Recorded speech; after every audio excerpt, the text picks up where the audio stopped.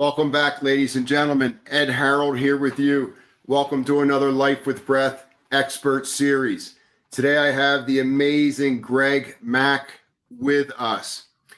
I met Greg a few years ago, pre-COVID, at a MedFit convention down in Southern California.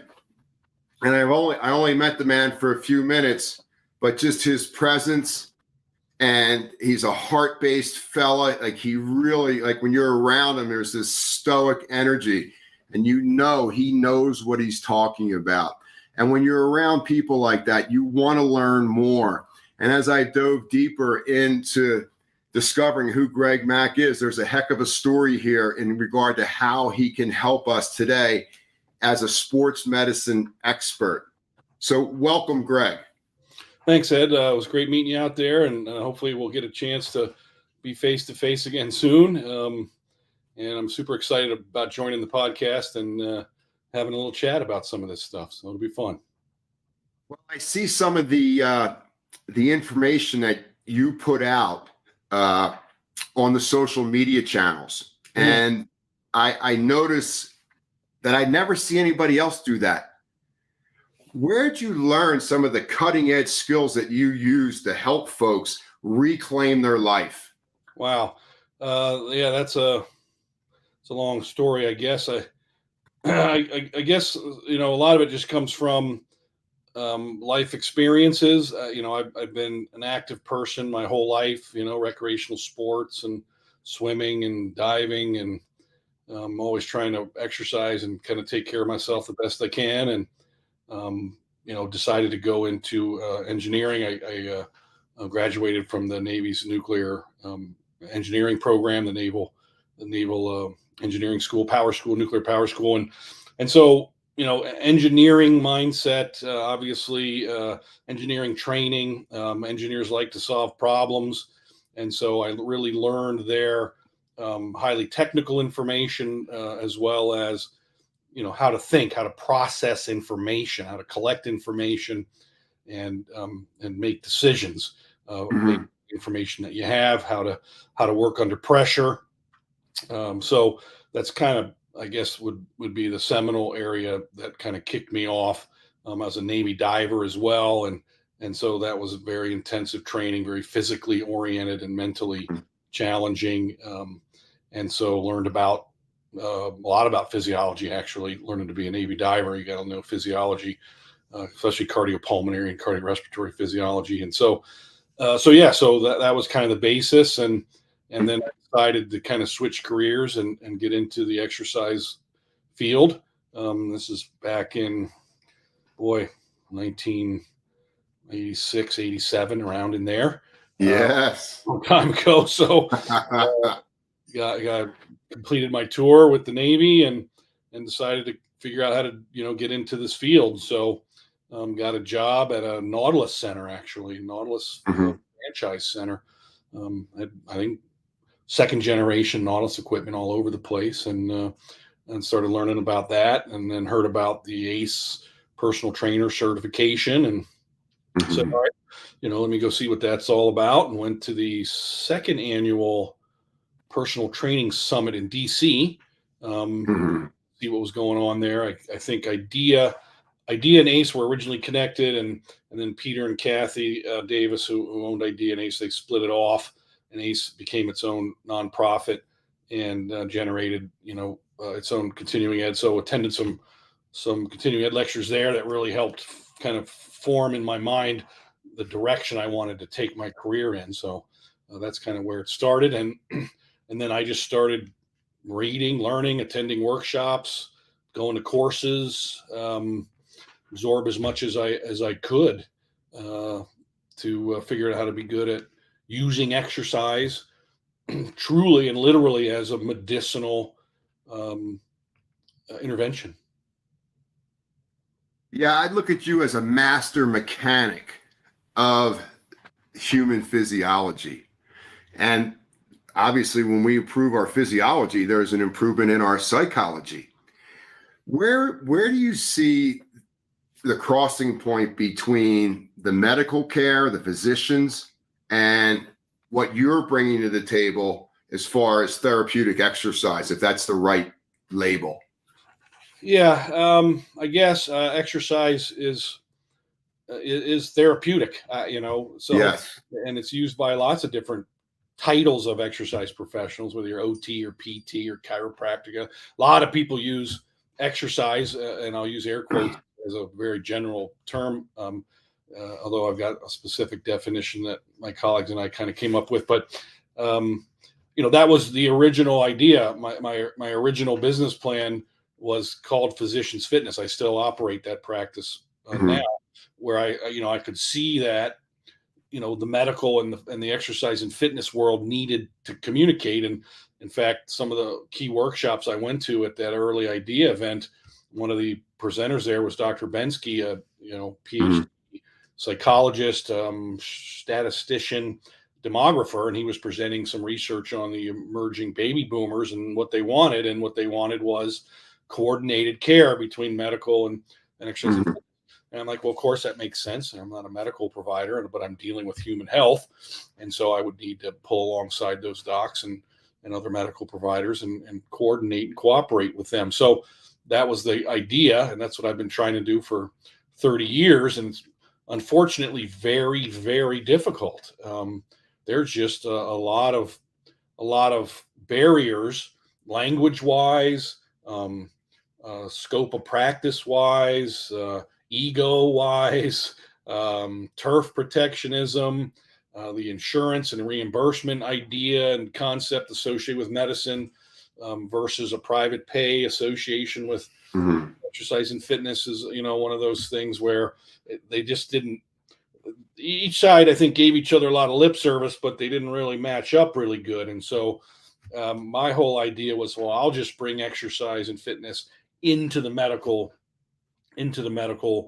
delivery arena. So I contracted with chiropractic clinics. I worked in outpatient PT clinics, hospital settings, had my own private studios alongside chiropractors. I worked in large franchise gyms as well. And so, I was constantly seeking relationships with the medical and allied medical community whenever possible to try to deliver exercise to the consumer there. So the idea being that if they're in a medical situation, then clearly their health now is top of mind, right?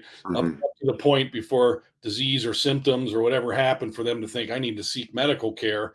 Now they're motivated. So like when you look at the stages of change model, right? And when people move from pre-contemplation to contemplation, clearly when they're in the medical setting, they're contemplating their health. And so I thought, okay, this might be a great place cognitive behaviorally to try to capture that momentum and move them into a lifelong exercise process. So that's what I tried to do in the chiropractic and the hospital settings and with the pain docs and with the physical therapists. Still tough. It still was not an easy thing to actually, be in their settings, talking to their patients while they're in therapy or in medical care, getting referrals. It still was a challenge, but we were reasonably successful at it. I mean, I've been doing it for 30 plus years now. Yeah, my thoughts are it shouldn't be as hard to blend together systematic programs where everyone is basically using this, number one, the same language. Yes, everybody uses different languaging, and that's got to be super confusing to a patient who's already stressed.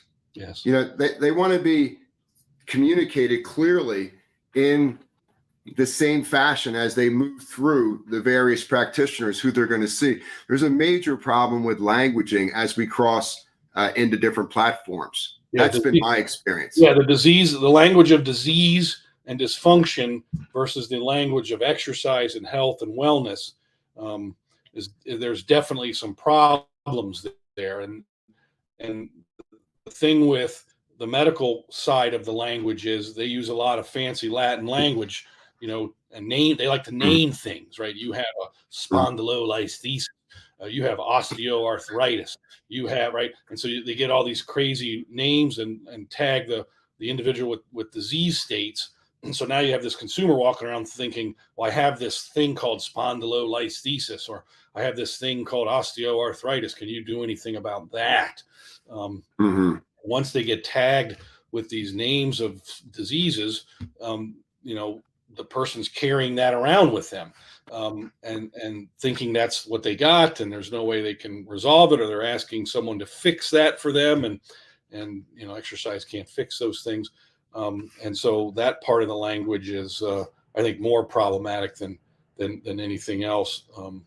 Let alone what we're trying to say on the exercise fitness side about health and wellness and musculoskeletal fitness and cardiopulmonary health versus, again, the disease management side of it, which is very focused on, I have to give this a name, give it a number, and everything we do now is just based on fixing that and dealing with that and giving it a shot, giving you a drug for it, right?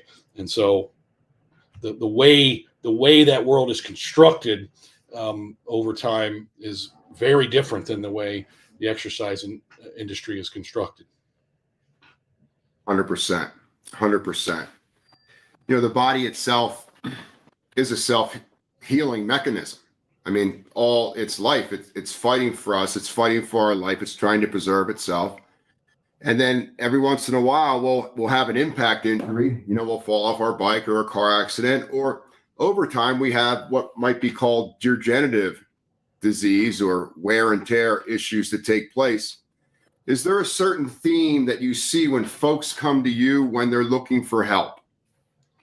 Yes. And so, I generally group them as under this category I call sensations people don't like. Right. I love it. And so they'll have lots of, again, words they'll use like tightness, soreness, stiffness, pain, right? And pain is simply a word, an English word used to elevate the status of the sensation they don't like, right? It'd be like, this is a big problem. Pain, discomfort, not that big of a problem. Tightness, I don't like it, but I can live with it. Pain, this has got to stop, right? And so people are coming to me with sensations they don't like, and they want those sensations removed, and that's really, the primary driver. Often I can improve their sensations that they don't like and get them to sensationlessness, if you will, because I ask people often, how do you feel? And they say, I feel good. And I say, why? They look at me kind of perplexed, like, what do you mean? Why do I feel good? I'm like, yeah, well, what does it mean to feel good? And Right. when I press them, it really is about, I don't have any sensations I don't like in my body, right? And when I want to move my body and do the things I want, I can with general ease. And so the subjectiveness and qualitativeness of their existence, somatically, is really what defines whether they think they're well or not. Yeah. I mean, one thing I've noticed as a species, we seem to be hardwired to constantly search for pleasure. And while the initial thought of that and how we activate that could come from our heart, I see a lot of people searching for pleasure in ways they're destroying their health because they want more and more and more of that drug or whatever that is in exercise, overdoing things, thinking more is always better. I think that's a great way to start with folks. Why? What is going on here inside you and the absence of pain? One of the ways we can really harness happiness and pleasure is to have a relationship with pain, a healthy relationship with it. Well, yeah, I mean, pain is, ultimately the conclusion of the system, and you decide to use the word pain to describe it. Without that ability to discern something wrong inside you, and there's a particular diagnosis for that, you probably die early because you can't know when there's a problem. And so pain is not just a problem, but it's an opportunity. And people don't always want to hear that, like, oh, this pain that you're having or that you're describing is an opportunity for us to, go on some exploration here and figure out, possibly how to change that and why that might be the case. And sometimes it's very clear why, someone has a pain or a sensation, but often it's not clear why. And this is very confusing. And it's really impacting the medical side in a significant way, because now, now they're seeing, these research studies coming out that are saying, look, we did this randomized selection and sampling of a bunch of people and MRI'd their lumbar spine. And there was a whole lot of people with diagnosable organic disease there that had no symptoms. And then we have a whole bunch of people that we can't see any organic structural disease, and they have symptoms they don't like. How are we going to explain this? Right. So we're talking about pain. We're talking about diagnosis. We can't move forward in a skillful way without a detailed diagnosis to the best of our ability, of our level of professional awareness of what's going on inside the patient. Is there some go-to things that you really feel comfortable with that give patients some stability? Because the diagnosis, we don't want to have to double back. Okay, we want this journey to be as smooth as possible, and we know it's going to be probably a little bumpy ride. It's not recovery is not a straight line. Is there some go-to things that you really feel comfortable with that you've cultivated over your 30+ year career? Yeah, well, one, my certification has allowed me to officially diagnose anything. And so I've been fortunate over the years of seeking medical relationships that I've developed several very good ones. So I have physicians that know what I do. I go with my clients to the visit with the doctor, and I refer them and say, here's what I'm seeing, here's what's happening. Let's, figure out what's going on, and can you diagnose something here? And so I'm collaborating with, medical providers so they can render and create a name for the disease. And then we can start talking about, okay, what can we do now about this? And what role can I play on the exercise side? And do we need to do something else entirely, talk to a surgeon or whatever? So that's primarily what I do there. As far as me prognostically trying to get a sense of where someone's at, we have a very sophisticated system of sampling the motor output, motor control, and the interviewing that we do to find out, where there could be problematic areas, where they're having trouble controlling their body and generating, muscle torque and moving as well as they structurally can, because, we're real strong believers that, when you do move better, when you can control yourself better under a variety of conditions, you are more robust. Your central nervous system doesn't have to push the panic button and sensitize and elevate the status of sensory signals so that there's alarms going off, and people just feel better when they learn how to move and control themselves better. So we're constantly searching for, where have you kind of lost your edge in being able to generate, movement and control and position control, and teach them how to get that back through as many systems as we can. I mean, we're accessing the eye motor system, the auditory motor system, the laryngeal system, pelvic floor, cardiorespiratory, and connecting that to the rest of their abilities, and understanding how their physical history, injuries, surgeries, diseases could be impinging on that. So it's very much a systems and thinking approach to figuring out where they are now, where are they having trouble moving, where are their sensations they don't like, and trying to get that back to them, because that's one thing I really had a tough time for a while, coming from an environment like a nuclear submarine primary propulsion plant system where we quantified everything. I mean, we didn't have a number in units, so we didn't know what to do for the most part. I mean, we relied on our sense of smell, of course, and hearing things, but it was about numbers. And here I am looking at a human being, and we've got all kinds of numbers we can produce. But what I realized was, again, those are irrelevant to the human if they still have sensations they don't like. They don't care that I can improve their their trunk flexion from 50 pounds of torque to 100 if their back still hurts. They don't care. What they want to know is, how can I move without discomfort, tightness, soreness, pain? And then I realized, wait a minute, they're the epistemic authority of their sensations. Their ability to be introspective and to report to me what they're experiencing in their body, with their body, becomes tantamount for me to understand, so that I could try to interpret that and then construct exercises and stimulations to see if we can start to change or move that. And so I've really spent a lot of time learning how to live in qualitative land and increasing my understanding of their subjectiveness. That's beautiful. And that's why you're a pro. Nobody's a number. Everybody's a human being. Right. You know, when you think about folks, when they come and see you, it's probably quite obvious that they're not fully functionally breathing. They're dysfunctionally breathing. They're in a sympathetic action. They're stressed. The sky is falling. I'm in pain. And we make that real. That becomes our reality.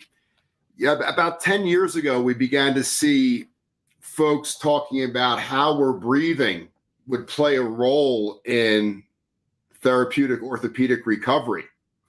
Get them into that parasympathetic response, get a little bit more range of motion in the body, a little more circulation, break up maybe some scar tissue or inflammation in a more efficient manner. How do you guys feel about the diaphragmatic breathing and things like that we know are so important to homeostasis in the body? It's huge. I mean, we're looking at that. I mean, we're looking at the physical history. Is there anything in the physical history that may have impinged on their ability to respirate? That is a mechanical process that involves the diaphragm and intercostal muscles and a lot of trunk muscles. There's a reflexive associations with the pelvic floor and the laryngeal muscles. I mean, so the respiratory system is very influential, especially to the axial skeleton function, let alone the appendicular, where how well the axial skeleton is at controlling itself and maintaining it affects appendicular control. So we look at that. We take upper and lower thoracic excursion measurements during respiration to see if there's any big differences. We do a tactile assessment to see how the thorax is moving as they breathe. We do a quiescent breathing observation with them to see if they're diaphragmatically breathing or upper thoracically breathing. Because if there are problems there, we tend to elevate those in our prescriptive process to say, look, you've got to get a grip on this breathing thing, right? Before we start trying to pile on a whole bunch of other stuff. Yeah, it's funny because it's not funny, but when folks are in pain, they stop breathing. Yeah, because they don't want to feel that intrusion, that pain any longer. When we breathe shallow, we can kind of bypass where that contusion or scar tissue or whatever the particular orthopedic issue might be. Yep, there's no question. They're in a fight-flight response. They're in a highly protective state, and your diaphragm's attached to your spine, your spinal column. Again, affects your pelvic floor, affects the way your neck works. It's a profoundly influential part of the body. So it's really that bridge between the voluntary and involuntary motor system. Could you speak a little bit about the connection of the thoracic diaphragm, not from a breathing standpoint, but from a pattern of movement standpoint? Yeah, simply speaking, when you inhale, that tends to promote spinal extension. When you exhale, that tends to promote spinal flexion. So those are two very simple mechanical coupled processes that you can work with and lean on and observe to see if that's actually happening. If someone's breathing in and flexing, that is not a normative or natural necessarily way to respirate, right? Because when we breathe in, what are we trying to do? We're trying to get the lungs to expand and fill up, and so the diaphragm's got to drop. The organs have to move out of the way. The thorax, the rib cage has to upper has to open up and the lower two have to swing door, right? The swing door thing. And so to get all that going, extension helps promote that. And then, exhalation, the opposite direction. So for sure. So how the ribs themselves are moving when you turn, when you side bend, and they open and close mechanically. And so we assess respiration multiple different ways, what we call configurations, to see how well they can control their breathing while they're rotated, while they're side bent, while they're standing, while they're lying down, right? So very important. Yes. Any type of movement can really impair the movement of the diaphragm as it's vertically trying to press down and provide support in, lumbar 4-5. And it's just amazing as I took a look and into a deeper dive into what's happening with the thoracic diaphragm. It almost has the same responsibilities as an organ. Mm-hmm. There's so many different things that it's responsible for backstage, so to speak, that we're not really fully conscious of, but a pro like yourself knows exactly what's going on there, and it's powerful. Yeah, I mean, think about a hiatal hernia. Mm-hmm. What do you think's going on there, right? Mm-hmm. That transition, it's got to go through the diaphragm. Mm-hmm. So, I mean, that's a complicated set of mechanical tissue relationships there, and if that gets disrupted, well, you got a potential problem there. So that's the thing about systems thinking, and what a system is by definition is an interdependent, interconnected, interacting process. So by that definition, we have to understand or accept that any part of the body can negatively affect or positively affect another part, even remotely away from it. Now, whether it does or not, that's a different matter, but it can. And so the question is, do you have processes, samples, ways for you to set up observations so that you can start to get an idea of whether or not one part of the body is influencing another in a way that's contributing to the sensation the person doesn't like, or the movement or position they can't control or hold. Let's dive in a little bit about these ribs. Folks that have rib injuries, fall off a mountain bike or, whatever it may be. Chest tube. Yeah. I mean, these guys are like paralyzed. I mean, the ribs just do not like any unauthorized contact. And when you think about it, how we can move the floating ribs downward and upward, expand them with the diaphragm. The diaphragm's kind of different. It's a huge muscle, but it only has one motor nerve. So it takes some practice to amplify that phrenic nerve so that we can increase the strength and range of motion of that muscle and get these ribs expanding and contracting again without sensations people don't like. Yeah. And those are reflexively wired up. It's a central pattern generator in the nervous system, right? So there's a lot of cross wiring and circuitry in the spinal cord that's even below the brain level that drives some of these processes. And so if there's a disruption in there for any reason, it's going to create some havoc, not just locally but regionally. And the ribs are supposed to be somewhat flexible, but so they have that viscoelastic component to them, but they're supposed to be relatively rigid too for a reason, right? Right. So this is an interesting game to play with the rib cage, and the axes, the mechanical axes of the ribs are kind of complicated, actually. I mean, on the front end, they're attached to that chondral cartilage, so there's not a big degree of freedom there. It's all in the back. So even the way the rib actually moves is very dynamic and strange. And all the muscles that attach to those things, it's incredible how many muscles attach to the thorax, the rib cage, to act on them. And so the ribs are influencing and being influenced by the shoulders, by the pelvis, by the femurs. It's incredible. And so you can see why someone would have respiratory dysfunction, even given extremity injuries. And right. we see that often. I mean, someone has a serious shoulder injury and and how many muscles attach, the shoulder to the rib cage. The serratus anterior, huge muscle, attaches to eight of the ribs. You've got the serratus posterior. So there's just a bunch of muscles that influence that rib cage, and so understanding the basic mechanics of that become very important. And it's interesting because sometimes we're working with someone and we'll just say, hey, look, we just want you to start fully inhaling and exhaling. They haven't really ever gone through that simple excursion of exhaling. And then when you tell someone exhale more, they're like, what do you mean? There's more exhale. You got more in you. Push that air out. And they start coughing, right? The diaphragm spasms because it's not used to contracting like that. And so people are often surprised by that. Yeah, it's funny you bring that up. I've been speaking about this recently about how weak we've allowed our exhale muscles to become, and our stress levels on all levels, physically, mentally, emotionally, are sky high. So there's definitely a correlation between our overall sense of self and our ability to expel waste.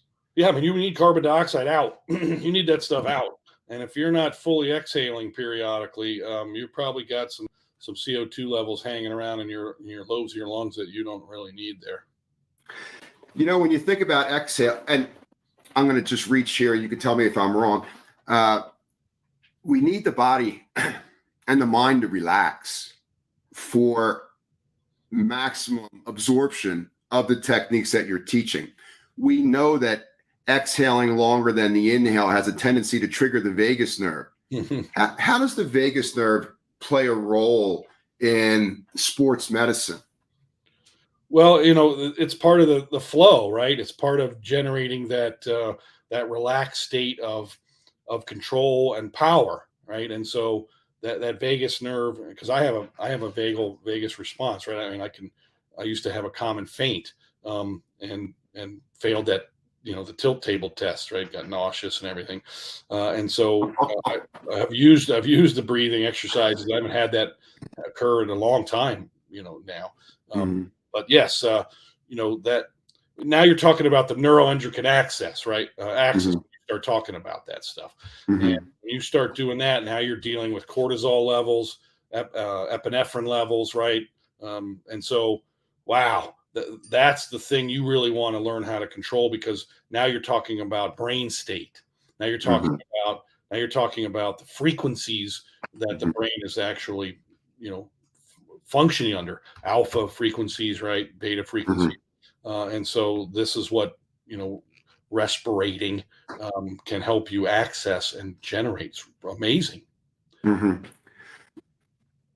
I look at this as I'm probably just on the surface of this, but there's kind of four ways we take care of ourselves. And there's cardiovascular exercise, there's strength training, there's flexibility training, and there's mindfulness training. Kind of like the four basic 101 levels of what, a body requires to repair itself or not require repair. How does what you do interact with those four pillars? Yeah, so I would tell you directly, in some senses, right? So the idea of flexibility first, really for me is built around the idea of muscle contractile capabilities, because skeletal muscle, really, in addition, obviously, to smooth muscle, is some of the only tissue in the body that can radically alter its own length. Interesting. And so, and it seems to be built to do that, right? With the sarcomere and the overlap theory and how that mechanically works. And so I look at flexibility as more a function of how far and how much muscle tension, both on the shortening, how much you can shorten, as well as how much you can lengthen actively within the structural limits of your joints. And so when we talk to people about flexibility, we don't really talk to them about passive strategies, thinking that the body is made out of silly putty or Play-Doh or something like that, trying to rub it or stretch it or change its length that way. You really can't, quite frankly. And so what we find is that when someone gains more and more control over how much shortening muscle tension and lengthening muscle tension they have, their range of motion, if we want to talk about flexibility from that perspective, increases dramatically without, Really? without having to passively rub or think you're stretching a tendon or connective tissue or something. Mm-hmm. Mm-hmm. It really doesn't happen. So yeah, this is why we focus so much on voluntary muscle control, for sure. So that's the flexibility side of it. So is there another pillar that you want me to Yeah, address? well, I think about strength training or just putting a load on a muscle. And my take is we don't have to put a big load on a muscle to promote change. No, definitely not. The research there is very good. I mean, you can get very good results with less torque and higher Mhm. repetitions and manipulate rest intervals. But again, clearly there's some demarcation there. I mean, you don't see 400-pound powerlifters running marathons. They don't do it, Right. right? So there's clearly a tipping point where if this is really what you want to change and the direction you want to change, then you're going to have to develop a lot of torque and lift very heavy things, right? To get the kind of change you want. But for just general health and wellness, no, you don't need to take the risks associated with high torque activities like Olympic lifting or powerlifting and things like Right. that. You can definitely get some great benefits from higher repetitions and lower torque profiles. And build endurance and strength that way. And again, these words, strength and weakness and endurance, they're very relativistic, right? Like, endurance is a different thing for a marathon runner, Mm-hmm. than somebody who's, trying to walk through the airport.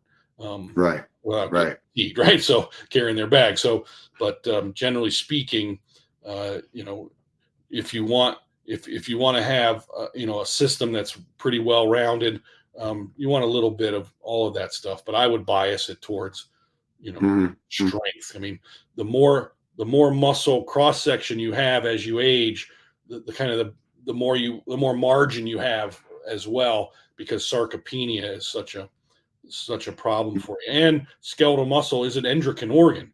The skeletal muscles produce myokines. They produce powerful chemicals that influence a variety of organs, let alone your neuroimmune system. So it's fairly important to contract your muscles regularly. I'm so glad you brought that up about skeletal muscles because I notice myself in my exercise routine when I focus not on the muscles that I see in the mirror, but when I focus on the muscles that are on my bones, I seem to be in a deeper mental concentration state. I seem to have more control of my body. My heart rate seems to be lower, and I seem to be more in control of whatever I'm trying to do. What is the genius of these skeletal muscles that we're never going to see in the mirror, but play such a huge role in overall health and performance? Yeah, this is a real driver again, kind of axiomatically, that drives our philosophy, and again, why we focus so much of our practice now on improving musculoskeletal health and musculoskeletal care, and educating the consumer that their musculoskeletal system is an organ like their brain and like their lung and like their heart. These things, it needs to be taken care of just the same. And if you really think about the most fundamental aspect of being a living human, and survival being the kind of the lowest level of function, and if you're not surviving, well then nothing matters. And if you're going to survive in an environment, you have to be able to move. If you can't move in an environment to find water, to find food, right, to find shelter, to run away from noxious things, you'll die. And so fundamentally, everything about us, our brain, our central nervous system, our heart, our lungs, are there to serve who? Skeletal muscle. Mm-hmm. Mm-hmm. If we can't contract our muscles, we're done. It's over. We would have to totally rely on someone else who could, to bring us food, to bring us water, right? And so I think that's the overlooked Mm-hmm. power of skeletal muscle. And so the health of your skeletal muscle system is critically important for your ability not just survive, but to thrive. And again, I'm not saying the heart isn't important. Obviously, you can't live without a heart. You can't live without a brain. I get all that, but these things are all connected. But if you can't move, you're in big trouble. Yeah, and it takes energy to move, or the capacity to do stuff, just in its simple term of energy. And what is the quality of our energy? Where do we find that quality energy? The skeletal muscles. It's super efficient in regard to patterns of movement, relaying information to the brain that's dependable. It's not ego. It's like, this is what's happening, and I trust that so much more than sometimes what is superficial. Really important, right? And so we get back to that introspective idea and that the subjectiveness of that, and turning your attention, and the motor control stuff shows that attentionality alters motor output. What you're thinking about changes the way your nervous system works to control these muscles. And we've seen those remarkable videos of the monks, right, who can be out in minus 20 degree weather, or some crazy cold weather, or they put these cold blankets on them, and they can actually control their internal system in such a way to warm their own bodies and change their blood pressure. And it's really remarkable. And I can't remember the guy off the top of my head. Ran all the marathons in the ice and snow, and he uses breathing to change his pH levels, right? And so this idea of focusing your attention on your own internal somatic and sensory abilities is quite a powerful idea. Yeah, they say when you focus on your breath, that the higher learning centers of the hippocampus immediately light up in regard to what is going on and is there anything here new to learn. Yep. And that's amazing that's hardwired into us by just concentrating on an in or out breath. Instantaneously, you're present. It's incredible stuff, right? And it kind of discourages when I go to the gym and watch people work out. They're wearing what? What are they wearing? They're wearing their iPod, right? Yeah, and they're kind of tuning their body. They're tuning themselves out of their body, right? And I'm like, man, that's too bad. You're really missing out on some powerful things here, where you can really focus on your body and what you're feeling and what you want to feel, and your internal experience while you're exercising, versus trying to tune that out so that you don't experience that. I think it's a real problem for someone long term, really trying to obtain higher levels of control and health. Yeah, I'm totally against distraction and stimulation other than the therapeutic exercise or training experience. Like, you must listen to your story.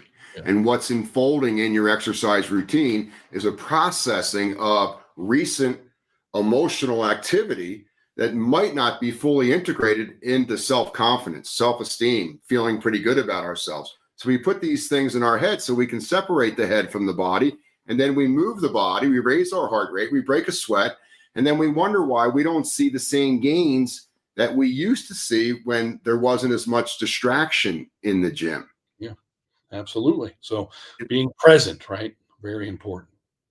Yeah, it's like folks can't be alone. It's like there's no better alone than the voice in your head. You're going to carry it your whole life. You better make friends with that roommate. Yeah. Because it can become a rowdy roommate, or it can become your best friend. And I used to always, well, I still do, just when I exercise, it's always about tuning into what's going on. Yes.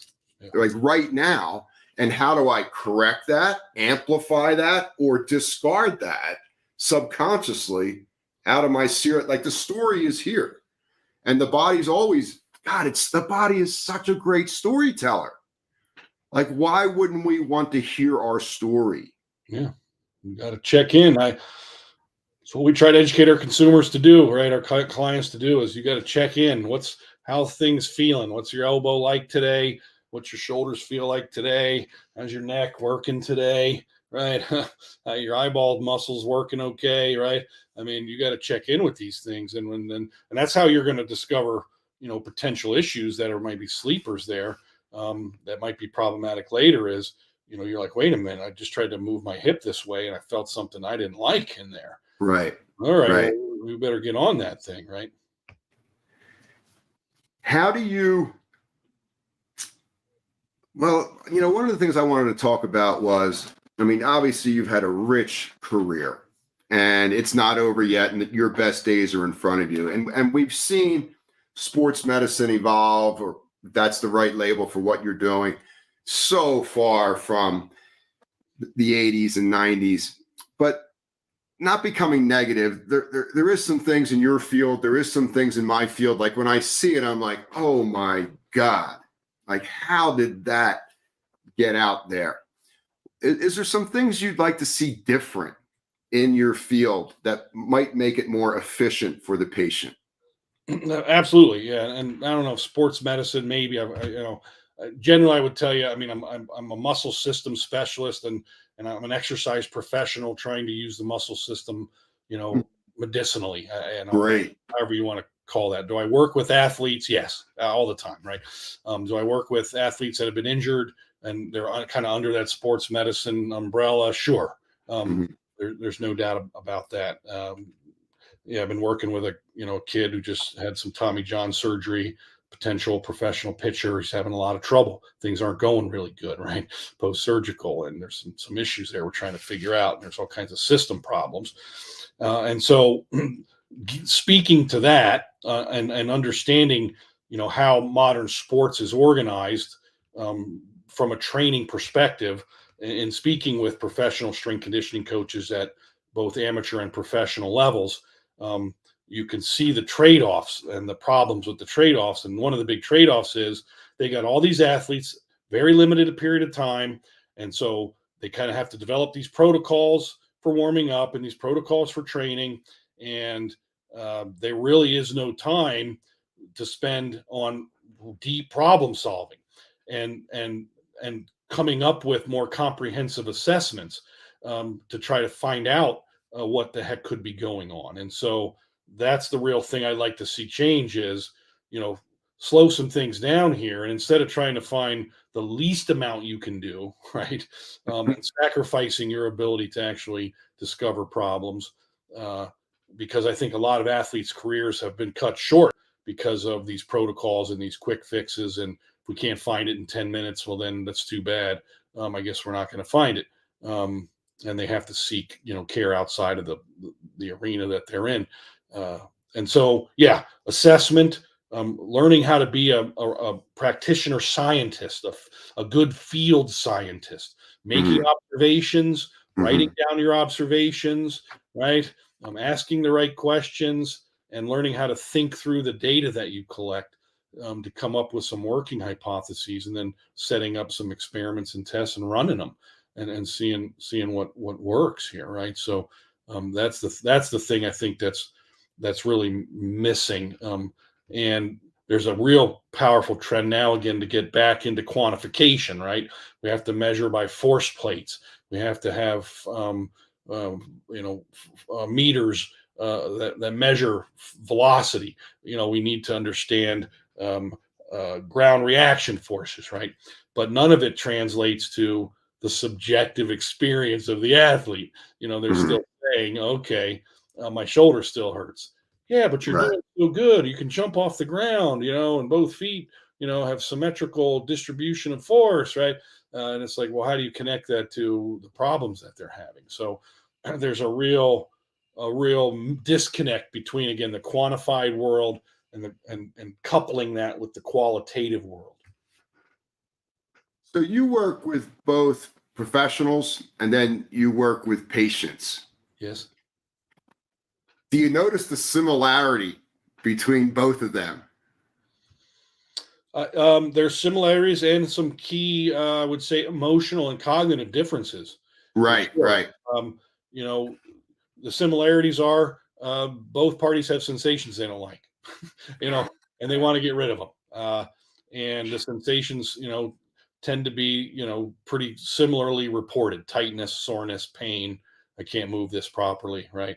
I can't do what I want to do. With the average person who's not athletic, which is most of the population I work with, they're not interested in being an athlete. They don't want to be trained like an athlete. They don't need the risks that athletes take in their training. They just want to be able to do their activities of living and travel and play with their kids and grandkids, right, without any problems, right, movement-wise. That's what they want. But athletes, they want to, and they seek risk, right, and they want to operate at the edges of their envelope, and often beyond that, because that's the thing about sports is it's really not about fitness. It's about performance and getting the most you possibly can out of the machine. And you don't even know what that is until you exceed it. And now you're broken. Right. That's what Right. happened. Right. And their focus is get back on the field, get back into competition. How quickly can I do this? What do I have to do in the short term, to stave off the sensation I don't like and keep my performance as high as possible? And they'll take all kinds of risks that do have long-term negative influences on their body. I was just hearing about, Nadal, the tennis player. He's been struggling with a foot problem for almost since he started. And they just injecting his foot with stuff, right, and rubbing it. And is it better? No, it's not. They're just trying to keep him on the field. Athletes, with joint problems, inject them with xylocaine or something and try to diminish the pain, and let's get them back on the field. Athletes not reporting that they have, pain and dysfunction, or they've injured themselves because they're afraid they'll lose their position. Or if there's money on the line, and we're talking about millions of dollars here, they won't report it, right? Because they don't want to lose a contract or be put on injured reserve or something like that. So it's a really different world for the professional who's making money versus the regular average client who just wants to have a higher quality of life. When you speak at the average client, and we're all not as young as we used to be, what are some of the pillars that you like to give folks so that they can remain active as things start to deteriorate over a period of years? Yeah, they have to exercise, and so the question is, can I find and help them find some physical activity that they'll do? And I don't really care if it's Pilates or yoga or weightlifting or running. It doesn't bother me really what they do. The question is, will they keep doing it, and are they prepared to do it without being injured? And if they're a runner, then I'll say, let's round that off with some upper extremity, exercises. But, I have clients who they don't want to join a gym. They're not interested in a gym. They just want to do some exercise at home. And so I develop a body weight based calisthenic routine for them. Maybe they get some dumbbells or something. And I say, all right, here's a simple 20-minute routine you can do 4 times a week to kind of keep you tuned up so you can play tennis and golf and do all these things for you. And so it's really about, what's the minimum dose they need so they can do what they want with the widest enough margin so they don't get to the edges and injure themselves, right? So that's Right. what I'm trying to figure out with them all the time. Here's something right in your wheelhouse. The research tends to indicate that folks who do become active only stay active for 6 months, 4 to 6 months, and then it's back to the old subconscious lifestyle. Why do you think that occurs to folks, that there's such a small percentage that always can remain active? Yeah, it's a huge problem. I can't even, I don't know if I could tell you why I schedule my exercise like I schedule anything else. It's just part of my lifestyle, right? And why I do that. It's part of my value system. Obviously, it's important to me that I'm able to use. Now, being in the industry, I have more knowledge about, why what I'm doing in my 50s will impact my 70s, and how I want my life to be in my 70s is based Right. on the decisions I made in my 40s and 50s, right? So I have the big picture, and I think a lot of folks don't have the big picture. They're very focused on expediency and what's going on today, and if they feel okay, and why do I need to do this exercise thing, right? It's when they start to have trouble that they realize, oh no, I should have been exercising my whole life. Yeah, you probably should have been. But I think it's an educational thing. Obviously physical education in our school systems is taking a nosedive. It's probably familially influenced, as children observing their parents. The research does show that active parents tend to produce active children. Mhm.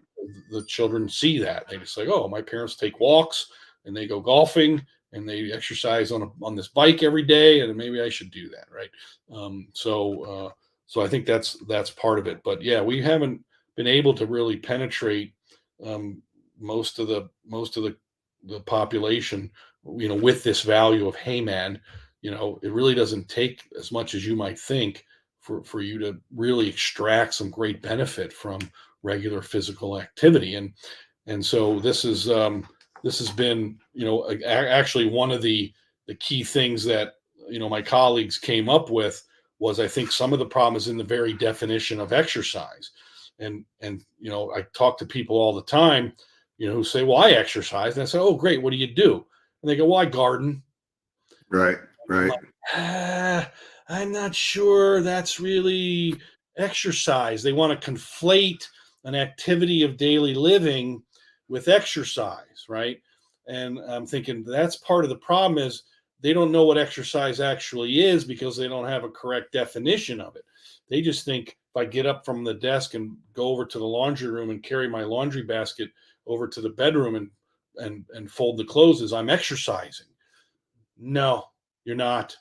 You're not exercising. And so the real difference there, we came up with a definition, but generally speaking, we wanted to demarcate an activity of daily living from an exercise. And really the demarcation is exercise is an activity that you engage in or remove in order to intentionally make a physiological change to drive an adaptation. An activity of daily living is just you doing something task wise to complete a purposeful activity. That's it. And so me walking the dog is not exercise Mhm. unless I intentionally, now that we get back to Right. this idea of introspection, right? It's like Right. I'm going to walk the dog today, but my goal is I'm going to try to walk and get my heart rate up and improve my walking endurance. Well, now you've turned walking the dog into exercise.